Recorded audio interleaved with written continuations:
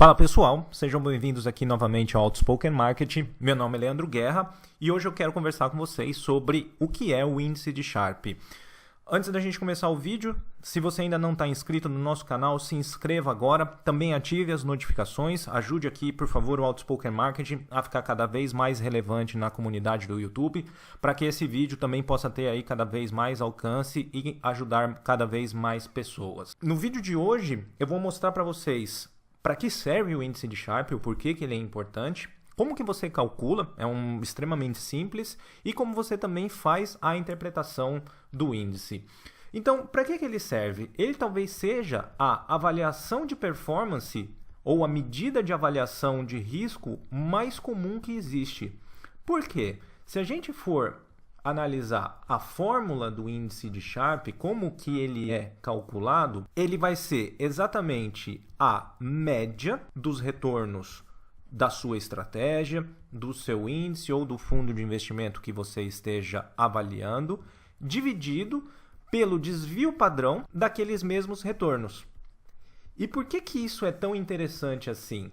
Se você lembrar daquele vídeo onde eu mostrei para vocês quais que eram os termos estatísticos mais comuns, lembra que eu falei lá sobre o desvio padrão e que ele era a medida, ele era a estatística mais comum associada a risco no universo das finanças quantitativas. Ou seja, se eu tiver uma estratégia ou um fundo de investimento ou um índice em que eu tenha um desvio padrão dos retornos muito alto, como as duas medidas são inversamente proporcionais, quanto maior esse meu desvio padrão, quanto maior esse meu risco, menor vai ser o meu índice de Sharpe. Ou seja, a gente já pode então inferir que, como eu interpreto esse índice, quanto maior for o seu valor, melhor vai ser aquela performance ou o risco associado à performance daquele determinado investimento. Ou seja, números de Sharpe muito baixos, eu devo excluí-los imediatamente? Não, porque a gente tem o outro lado da moeda. No numerador, a gente tem a média dos retornos. Então, quanto maior for a média dos meus retornos, maior vai ser o meu índice de Sharpe. Então, é aqui que você tem que fazer a ponderação. Quando você for fazer a comparação entre dois índices, você tem que analisar qual que é o seu perfil de investidor. Porque, às vezes, você pode ter um investimento em que tenha o dobro de retorno de um outro investimento. Naturalmente, o risco vai ser maior, então pode ser que mesmo assim o índice de Sharpe desse investimento de um retorno muito maior pode ser menor que daquele outro investimento. Então como que você faz essa avaliação? É sempre basear o índice de Sharpe em relação a essa ideia da média e principalmente do risco associado e fazer essa comparação com o seu perfil de investidor. Beleza, pessoal? Agora vamos lá para o R, onde eu vou mostrar para vocês exatamente um gráfico onde a gente faz a comparação entre três investimentos hipotéticos. Lembrando que eu também disponibilizo esse código lá no meu site, o www.outspokenmarket.com. Então vamos lá para o R para dar uma olhada como é que fica essa análise. Então, pessoal, aqui no código em R, eu vou ensinar para vocês exatamente como você plota essas curvas, faz o download dos dados e também automaticamente calcula aqui o índice de Sharpe. Eu estou utilizando a biblioteca QuantMod, que é uma das bibliotecas mais bacanas para a gente trabalhar com Quantitative Finance aqui no R. Vou selecionar aqui apenas algumas opções para assumirem os warnings que eventualmente possam ter. E vou pegar aqui os dados do SP500 desde janeiro de 2012, como nossa série histórica de referência. Vou aqui fazer um set seed para que esse resultado, toda vez que eu gire o código, ele seja sempre o mesmo, porque eu vou criar séries aleatórias, então a ideia é que a gente sempre possa repetir exatamente as mesmas séries.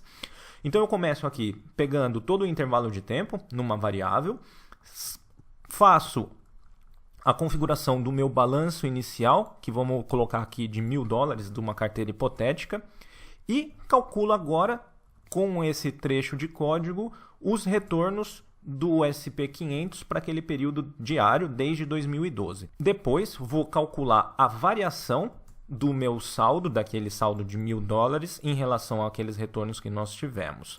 O próximo passo é calcular, nesse exemplo que eu tenho aqui, retornos aleatórios de duas séries temporais. né? Então, a gente justamente vai tentar entender o efeito aqui daquele desvio padrão no índice de Sharpe.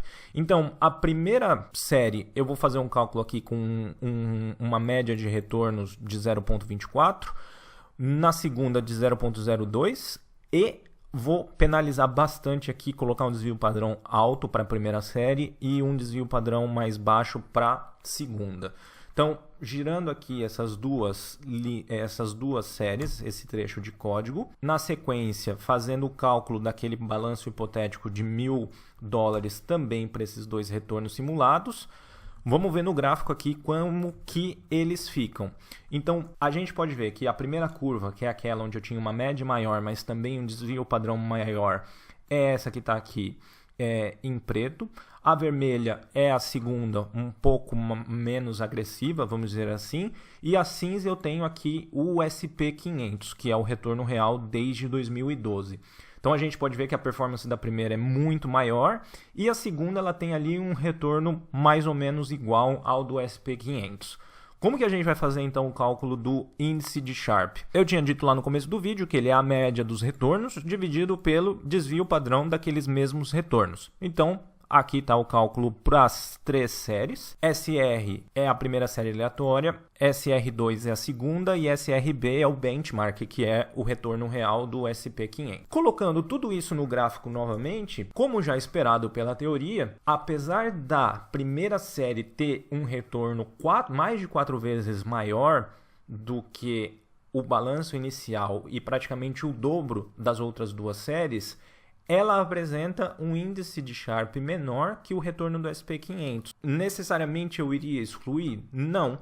Porém, apesar de eu ter um retorno maior, não existe almoço grátis. Eu tenho um risco muito maior associado. Se você ver aqui os períodos de drawdowns, a gente tem aqui um período em que tivemos praticamente aí $700, né? Enquanto a curva do SP500 ou daquela outra série são muito mais suaves. Então o desvio padrão delas é menor. Naturalmente isso faz com que o índice de Sharpe das mesmas sejam maiores. Esse é um dos pontos em que o índice de Sharpe sofre algumas críticas, porque ele tende a penalizar ganhos muito maiores em detrimento, né, do cálculo que ele faz aqui do desvio padrão. Porém, quando você não tem nenhuma outra coisa para ser avaliada, se você está querendo fazer um fundo de investimento ou comparar fundos de investimentos, essa aqui talvez seja a medida mais interessante para você ponderar se o risco comparado àquele retorno é algo que satisfaça o seu perfil de investidor.